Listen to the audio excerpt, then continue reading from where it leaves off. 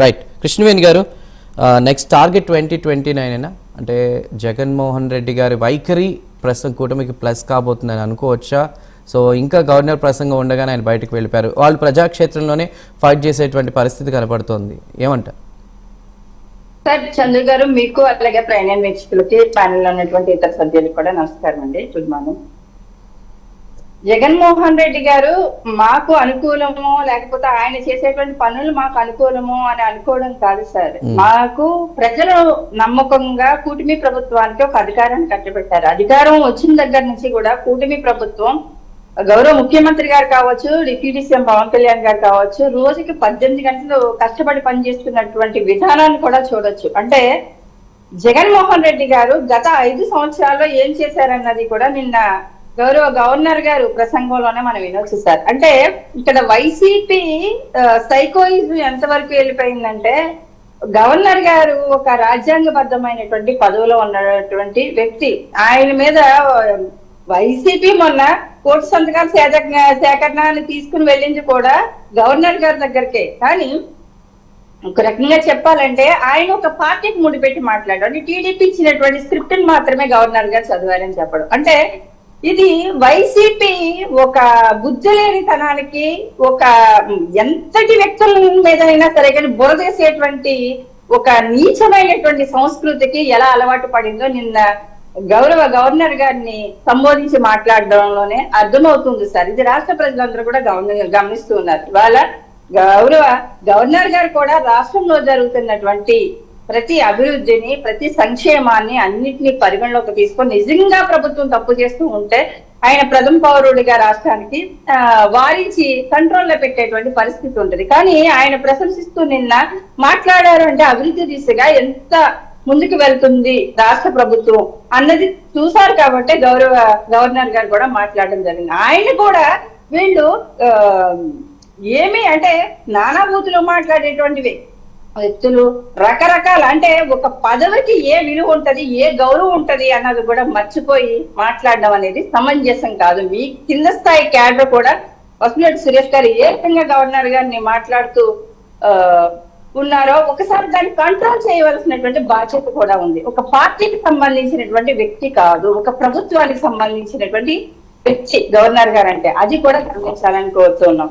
అలాగే జగన్మోహన్ రెడ్డి గారు అంటే టైం ఎంత ఇచ్చారు అన్నది ముఖ్యం కాదండి. అక్కడ మీరు మాట్లాడితే కదా కూటమి ప్రభుత్వం టైం ఇచ్చిందో లేదో, మీ సినిమా మీకు చూపిస్తుందో లేదో తెలుస్తుంది.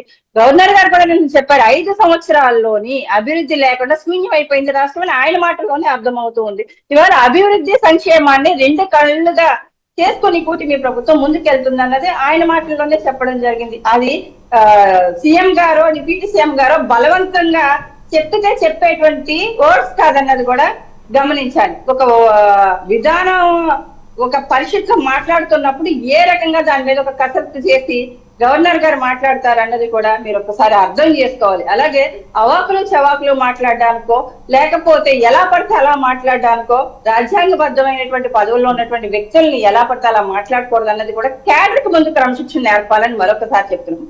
జగన్మోహన్ రెడ్డి గారికి ఎలాగా క్రమశిక్షణ లేదు, ఆయన చుట్టూ ఉండేటువంటి బ్యాచ్ కి ఎటువంటి క్రమశిక్షణ లేదు. దట్టి పాలిటిక్స్ తప్ప దట్టి పిక్చర్ చూపించారు నిజంగా 5 సంవత్సరాల్లో రాష్ట్రంలో ప్రజలందరికీ కూడా. కానీ ఇవాళ అదే దట్టి పాలిటిక్స్ బయటకు చేస్తూ ఉన్నారు. అంటే నిరసన జరపడానికో లేకపోతే మీరు అటెండెన్స్ చేసుకొని అక్కడ మీరు అసెంబ్లీకి హాజరయ్యారని చెప్పడంతో ఇక్కడ చూస్తే మీ ఛానల్లో ఏమని చెప్తారు, అక్కడ టీడీపీ ఇరకాటంలో పడిపోయి టీడీపీకి టెన్షన్ లేకపోతే జనసేనకి టెన్షన్, ప్రజాగణమే మాట్లాడబోతున్నాడు జగన్మోహన్ రెడ్డి అంటే మీ క్యాడర్ కూడా అబాసు పాలయ్యేటువంటి పరిస్థితి. వాళ్ళు ఏంటంటే జగన్మోహన్ రెడ్డి పెద్ద ఒక్క మగాడు, ఊపు తోపు, జగన్మోహన్ రెడ్డి ఈ రోజు అసెంబ్లీలో మాట్లాడేస్తాడు, ఆ సింహం సింగిల్ గా అసెంబ్లీకి వెళ్ళిపోయింది, పులి వెళ్ళిపోయింది అని చెప్తూ ఉంటారు. అక్కడ పిల్లి కన్నా దారుణంగా పారిపోయేటువంటి పరిస్థితి, ఒక శిలా విగ్రహంలో బిగిసిపోయేటువంటి పరిస్థితి. పరిస్థితిలో మీ పార్టీ గురించి పదే పదే మీ వల్ల మాకు ఉపయోగం ఏమీ లేదు. మాకు కావాల్సింది ఏంటంటే రాష్ట్ర ప్రజల అభివృద్ధి, సంక్షేమం 2 కళ్ళలా పనిచేస్తూ వాటికి వచ్చేటువంటి సంస్థలు కూడా అడ్డుకోకుండా ఎక్కడికక్కడ అభివృద్ధికి తప్ప చిన్న విషయం అండి. చెప్పండి.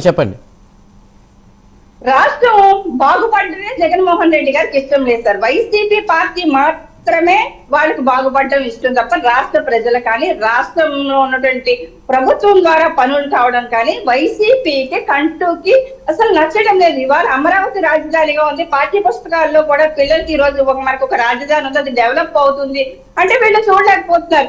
రాష్ట్రం నలుమూల అభివృద్ధి జరుగుతుంది, కొత్త కొత్త జాతీయ స్థాయిలో ఉన్నటువంటి విద్యా సంస్థలు కూడా ఇక్కడికి వస్తూ ఉన్నాయి. ఎక్కడికక్కడ పారిశ్రామికవేత్తలు ముందుకు వచ్చి పెట్టుబడులు పెడుతూ ఉన్నారు. ఉపాధి హామీ రెండు కూడా ముందుకు వెళ్తున్నాయి. అంటే అసలు వీళ్ళకి అసలు నచ్చడం లేదు. ప్రతి దానికి వైసీపీ పార్టీ మాత్రమే బాగుపడాలి, వైసీపీ నాయకులు మాత్రమే బాగుపడాలి, వైసీపీ క్యాడర్ రైట్. కృష్ణవేణి గారు మాట్లాడదాం. వాళ్ళ సామాన్యులు బతకడానికి అవకాశం లేదు ఏపీలో అని వస్తున్నటువంటి సంస్థల్లో కూడా అభద్రతా భావాన్ని క్రియేట్ చేసి వీళ్ళు తరిమేసే పరిస్థితుల్లో ఉన్నారు తప్ప రాష్ట్రానికి సహకరించే పరిస్థితిలో లేదు. వీళ్ళు చేసేటువంటి చిల్లర పాలిటిక్స్ గురించి మేము పట్టించుకోవాల్సినటువంటి అవసరం కూడా లేదు సార్. రైట్ కృష్ణవేణి గారు మాట్లాడదాం. వివిధ పార్టీలకు సంబంధించి కూడా వాళ్ళ కామెంట్స్ మనం విన్నాం కాబట్టి అనలిస్ట్ కట్టా కార్తిక్ గారితో మాట్లాడబోయే ముందు హాట్ టాపిక్లో ఒక స్మాల్ బ్రేక్ తీసుకుని వచ్చేస్తా. బ్రేక్ తర్వాత హాట్ టాపిక్ కంటిన్యూ చేద్దాం. Stay tuned.